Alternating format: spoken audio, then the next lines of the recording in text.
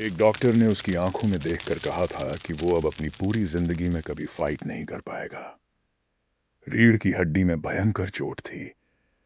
वो 6 महीने के लिए बिस्तर पर पड़ा था। उसके पास कोई काम नहीं था। हॉलीवुड ने उसे लीड रोल देने से मना कर दिया था क्योंकि उसका चेहरा अमेरिकन नहीं था।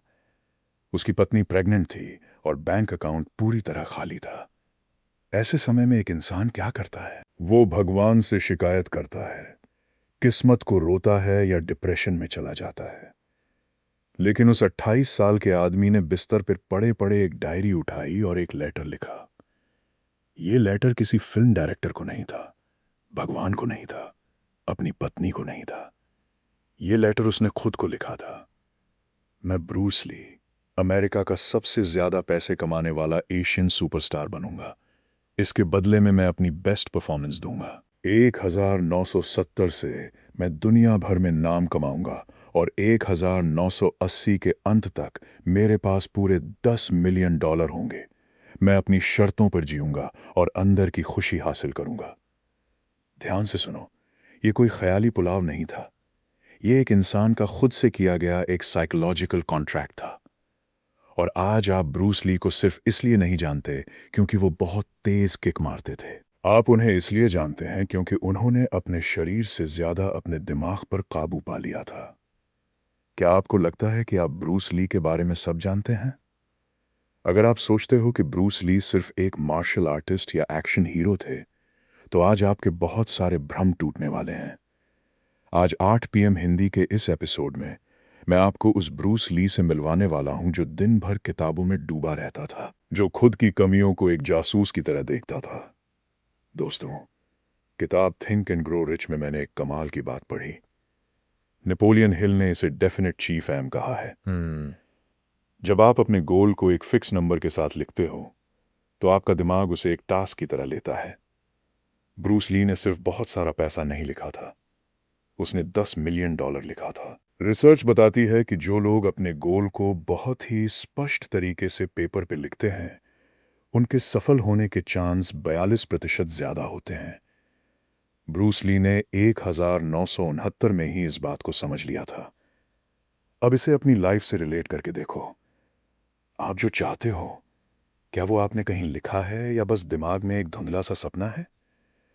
ब्रूस ली को लगता था कि हमारी छोटी छोटी मानसिक कमजोरियां हमारी 80% एनर्जी चूस लेती हैं। आज के टाइम में लोग सोचते हैं कि वो काम करके थक गए हैं, लेकिन सच तो ये है कि वो काम से नहीं, अपने दिमाग में चलने वाले फालतू विचारों से थकते हैं।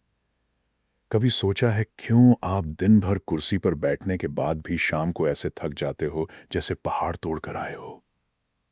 देखो, मुझे ऐसा लगता है कि हम सब ने अपने चारों तरफ एक ऐसा पिंजरा बना लिया है जो हमें दिखाई नहीं देता। हम खुद को बताते हैं कि हम सुबह जल्दी नहीं उठ सकते, हम फोन से दूर नहीं रह सकते, हम गुस्सा कंट्रोल नहीं कर सकते। ब्रूस ली ने कहा था कि अगर तुम अपनी फिजिकल या मेंटल कैपेबिलिटी पर कोई लिमिट लगाते हो, तो वो लिमिट तुम्हारी पूरी लाइफ में फैल जाएगी। वो तुम्हारे काम में, तुम्हारे व्यवहार में दिखने लगेगी। इंसान की कोई लिमिट नहीं होती। शायद मेरी ये बात तुम्हें अच्छी ना लगे, पर हम सब अपनी कमजोरियों को डिफेंड करने में बहुत माहिर हैं। अगर कोई हमारी गलती बताता है तो हम तुरंत उससे लड़ने लगते हैं। ब्रूस ली ने अपनी एक पर्सनल डायरी में लिखा था कि सबसे खतरनाक इंसान वो नहीं है जो दूसरों को देखता है, बल्कि वो है जो हर पल खुद को देखता है। अपनी कमियों को पहचानना और उन्हें स्वीकार करना बहुत हिम्मत का काम है। ब्रूस ली जब छोटे थे तब वो हांगकांग की सड़कों पर लड़ाई किया करते थे। उनके पिता ने उन्हें मशहूर मास्टर यिप मैन के पास विंग चुन सीखने भेजा। यिप मैन ने ब्रूस ली को बहुत कुछ सिखाया, लेकिन ब्रूस ली की मां के परिवार में कुछ जर्मन खून था। जब विंग चुन स्कूल के बाकी सीनियर छात्रों को यह बात पता चली तो उन्होंने राजनीति शुरू कर दी। उन्होंने यिप मैन पर दबाव डाला कि ब्रूस ली को स्कूल से निकाल दिया जाए क्योंकि वो पूरी तरह से एशियन नहीं है। यहीं से ब्रूस ली को अपनी जिंदगी का सबसे बड़ा सबक मिला। मैंने इस वीडियो के लिए रॉबर्ट ग्रीन की किताब मास्टरी को पढ़ा। मैंने इनसे एक बहुत गहरी बात सीखी। जब एक शिष्य सब कुछ सीख लेता है तो एक दिन उसे अपने मास्टर के बनाए हुए नियमों को तोड़ना ही पड़ता है ताकि वो अपनी खुद की पहचान बना सके। ब्रूस ली ने देखा कि विंग चुन, जो एक बहुत ही बेहतरीन आर्ट है, वो भी अब नियमों और राजनीति का पिंजरा बन चुका है। ब्रूस ली को समझ आ गया कि कोई भी नियम, कोई भी स्टाइल जो समय के साथ खुद को बदल नहीं सकता, वो अंदर से मर चुका है। यहां से जन्म होता है ब्रूस ली की सबसे बड़ी फिलॉसफी का, बी वाटर माई फ्रेंड, पानी की तरह बनो। सबने ये लाइन सुनी है, इंटरनेट पर हर जगह ये कोट्स में लिखी होती है, लेकिन इसका असली मतलब क्या है? आपको ये समझने की जरूरत है कि ब्रूस ली आपको सिर्फ मोटिवेट नहीं कर रहे थे, वो एक बहुत बड़ी मनोवैज्ञानिक सच्चाई बता रहे थे। तुमको लगता है कि पत्थर बहुत मजबूत होता है, लेकिन पत्थर कठोर होता है। अगर उस पर जोर से हथौड़ा मारा जाए तो वो टूट जाता है। पानी पर आप हथौड़ा मारो, तलवार मारो, गोली चलाओ, पानी को कोई फर्क नहीं पड़ता। पानी हर चीज के हिसाब से अपना आकार बदल लेता है।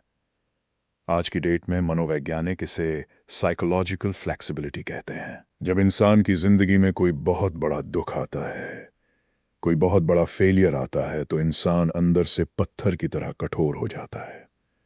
वो डरने लगता है, वो नई चीजों को अपनाने से मना कर देता है।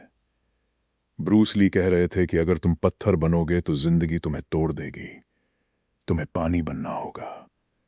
जो भी परिस्थिति आए उसके हिसाब से ढल जाओ, लेकिन अपना रास्ता बनाते रहो। खुद सोचो, क्या तुम पानी की तरह हो, या तुमने अपने अंदर इतनी कठोरता भर ली है कि जरा सी असफलता तुम्हें तोड़कर रख देती है? अब मैं तुम्हें वो बात बताने जा रहा हूं जो ब्रूस ली को बाकी सभी एक्शन हीरो से अलग बनाती है।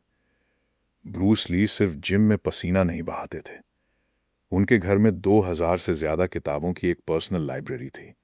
वो दिन रात किताबें पढ़ते थे। उन्होंने ताओ ते चिंग पढ़ी, जहां से उन्होंने बिना जोर लगाए काम करने का तरीका सीखा। उन्होंने द आर्ट ऑफ वॉर पढ़ी, जिसका इस्तेमाल उन्होंने हॉलीवुड के डायरेक्टर और प्रोड्यूसर के साथ डील करने में किया। उन्होंने Zen in the art of archery पढ़ी। मैं ऐसा इसलिए कह रहा हूं क्योंकि हम अक्सर सोचते हैं कि जो इंसान शरीर से मजबूत है उसे दिमाग की क्या जरूरत है, लेकिन ब्रूस ली ने अपना पूरा माइंडसेट किताबों से बनाया था। जब बाकी एक्टर पार्टियों में जा रहे थे, तब ब्रूस ली कोने में बैठकर फिलॉसफी पढ़ रहे थे। ब्रूस ली ने एक नया मार्शल आर्ट बनाया जिसे जीत कुंदो कहते हैं। इसका मतलब होता है the way of the intercepting fist, रोकने वाले मुक्के का रास्ता। लेकिन यह सिर्फ लड़ने का तरीका नहीं था, यह सोचने का तरीका था। इसका सीधा सा नियम है, परेशानी के आने का इंतजार मत करो, जब परेशानी बन रही हो उसे तभी खत्म कर दो। किताब थिंकिंग इन बेट्स में एनी ड्यूक बताती हैं कि इंसान को हमेशा इमोशनल होने से पहले फैसले लेने चाहिए। ब्रूस ली यही कहते थे, जब कोई आप पर हमला करे तब बचाव मत करो। जब वो हमला करने की सोच रहा हो तभी आप उस पर हावी हो जाओ। इसे अपनी आम जिंदगी में लगा कर देखो। आप कोई काम कल पर टालते हो, कल वो काम और बड़ा हो जाता है, फिर आपको डर लगने लगता है। ब्रूस ली कह रहे हैं कि उस टालने वाले विचार को दिमाग में आते ही खत्म कर दो। सबसे अच्छा बचाव तुरंत किया गया काम है। जो इंसान पहले काम करता है, पहले फैसला लेता है, वो हमेशा जीतता है। अगली बार जब दिमाग कहे कि ये काम कल करेंगे, तो उस विचार को बीच में ही काट दो और तुरंत वो काम शुरू कर दो। यही जीत कुंदो है। देखो, जब हॉलीवुड ने ब्रूस ली को काम देने से मना कर दिया क्योंकि उनका चेहरा अमेरिकन नहीं था, तो ब्रूस ली ने क्या किया? क्या वो धरने पे बैठ गए? क्या वो सोशल मीडिया पे रोते? नहीं, ब्रूस ली ने इस रुकावट को अपनी सबसे बड़ी ताकत बना लिया। वो अमेरिका छोड़कर हांगकांग आ गए। वहां उन्होंने बहुत ही कम पैसों में फिल्में बनानी शुरू की। उन्होंने अपनी फिल्मों में ऐसी एक्शन कोरियोग्राफी की जो दुनिया ने पहले कभी नहीं देखी थी। उनकी फिल्म एंटर द ड्रैगन सिर्फ $8,500 के बहुत ही छोटे बजट में बनी थी। और आपको पता है उस फिल्म ने कितने पैसे कमाए? $400 मिलियन से भी ज्यादा।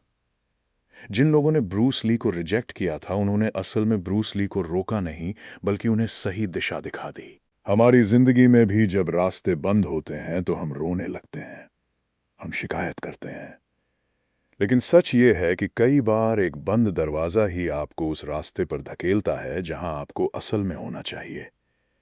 जिन रुकावटों को आप अपनी बदनसीबी समझते हो, वो असल में आपके लिए एक बहुत बड़ा मौका होती है। ब्रूस ली बहुत ज़्यादा आत्मनिरीक्षण यानी सेल्फ रिफ्लेक्शन करने वाले इंसान थे। वो अपनी जेब में 2 मार्च इंच का एक छोटा सा नोट पैड हमेशा रखते थे। शूटिंग के बीच में जब बहुत शोर होता था, तब ब्रूस ली किसी शांत कोने में जाकर उस नोट पैड में अपने विचार लिखते थे। उन्होंने इन माई ओन प्रोसेस नाम से खुद के लिए लेटर की एक सीरीज लिखी। उन्होंने इसके 9 ड्राफ्ट लिखे थे। एक बार सोच कर देखो, एक इंसान जो दुनिया का सबसे बड़ा स्टार बन चुका है, वो खुद को जानने के लिए एक ही लेटर को 9 बार लिख रहा है, उसे बार बार सुधार रहा है। क्यों? क्योंकि ब्रूस ली को विफलता से डर नहीं लगता था। उन्हें इस बात से डर लगता था कि वो कहीं खुद से झूठ बोलना न शुरू कर दें। उन्हें डर था कि पैसा और शोहरत उनके दिमाग को सुन्न न कर दें। उनके तीसरे ड्राफ्ट में उन्होंने लिखा कि लोग अनजान चीज़ों से बहुत डरते हैं। जब कुछ नया होता है तो लोग डर के मारे अपने चारों तरफ मान्यताओं और पुरानी बातों का एक सुरक्षित पिंजरा बना लेते हैं और पूरी जिंदगी उसी में कैद रहते हैं। मैंने ये नोटिस किया है कि आज के समय में लोग अपनी कमियों को छिपाने के लिए दूसरों की नकल करने लगते हैं। वो वैसा बोलना चाहते हैं, वैसा दिखना चाहते हैं जैसा इंटरनेट पर उन्हें दिखाया जाता है। ब्रूस ली ने अपनी मौत से कुछ समय पहले जो आखिरी नोट लिखा था, वो बहुत ही गहरा है। उन्होंने लिखा था, जहां कुछ लोगों के पास अपना खुद का अस्तित्व होता है, वहीं ज्यादातर लोगों के पास सिर्फ बचाव होता है। इस एक लाइन में बहुत बड़ा अर्थ छिपा है। ज्यादातर लोग खुद से भाग रहे हैं। वो खुद को जानने से कतराते हैं। वो अपने खालीपन को भरने के लिए बस दूसरों की नकल करते हैं या चीजों में ध्यान भटकाते हैं। दोस्तों, ब्रूस ली की कहानी का अंत बहुत ही अजीब और सोचने पर मजबूर करने वाला है।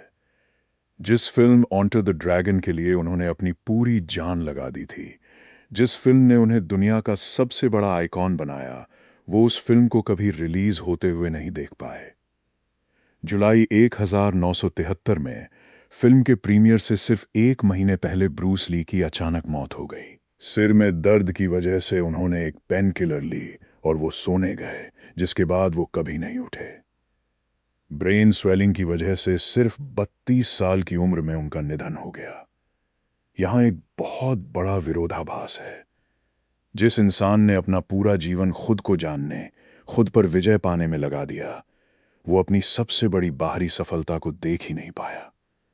तो इससे हमें क्या सीखना चाहिए? ब्रूस ली ने एक बार कहा था कि उनका लक्ष्य कभी भी बहुत बड़ा स्टार बनना नहीं था।